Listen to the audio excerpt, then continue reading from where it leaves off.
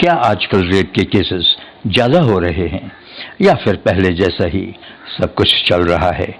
पहले न्यूज शायद आज की तरह पब्लिक नहीं हो पाती थी। आज के दौर में शायद सोशल मीडिया के एक्टिव हो जाने पर सभी घटनाएं उजागर हो जाती हैं, या फिर शायद अवेयरनेस ने लोगों को बोल्ड बना दिया है और पुलिस के पास जाने में लोग अब घबराते नहीं हैं और न्याय के लिए लड़ते नजर आते हैं। आप सलाम हिंदुस्तान देख रहे हैं। आजकल आए दिन रेप के केसेस सुनने में आते हैं।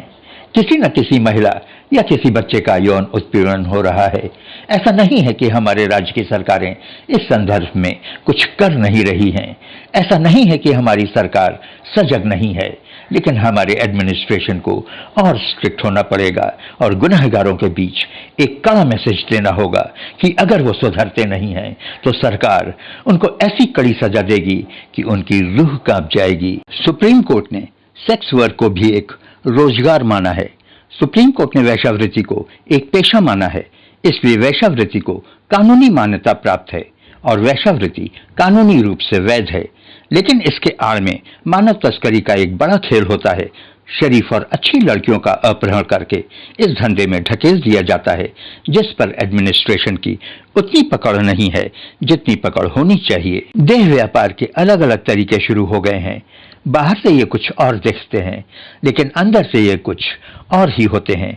जैसे स्पा सेंटर, कितने स्पा सेंटर्स पर पुलिस ने रेड किया है और देह व्यापार के रैकेट्स को बस्ट किया है। कितने ही बार रेस्टोरेंट्स में डांस और गाना बजाना होता है, लेकिन अंदर ही अंदर और भी बहुत कुछ होता है। ऐसा हम नहीं बल्कि पुलिस रेड्स बताते हैं। अब ऐसे सेंटर्स पर अगर कोई कैरेक्टर बालिग है और अपनी मर्जी से कुछ करता है तो उसकी मर्जी, लेकिन ऐसे माहौल का फायदा उठाकर कुछ अच्छे लोगों को भी इस दलदल में पैसों के जोर पर भी फेंक दिया जाता है। आज की कहानी ऐसी ही एक घटना पर आधारित है। एक महिला जो कि रिच होम स्टे में काम करती थी, उसको रात में दिवाली के एक दिन पहले गिफ्ट देने के बहाने रिच होम स्टे में बुलाया जाता है। आगरा के ताजगंज स्थित इस रिच होम स्टे में उस युवती को उस रात जबरन शराब पिलाई जाती है और उसके साथ जबरदस्ती रेप किया जाता है। इस गैंग रेप के पहले भी उसके साथ काम करने वाले रिया और रवि नाम के लोग उसका एक आपत्तिजनक अश्लील वीडियो बना चुके थे। इस अश्लील वीडियो को वायरल करने की धमकी देकर उसे ब्लैकमेल किया जाता था। कहा जाता है कि 11 नवंबर की देर रात पीड़िता को होम स्टे में गिफ्ट देने के बहाने बुलाया जाता है। पीड़िता के वहां पहुंचने पर उसका परिचित जितेंद्र भी वहां पहुंच जाता है। जितेंद्र के साथ उसके 4 दोस्त भी थे।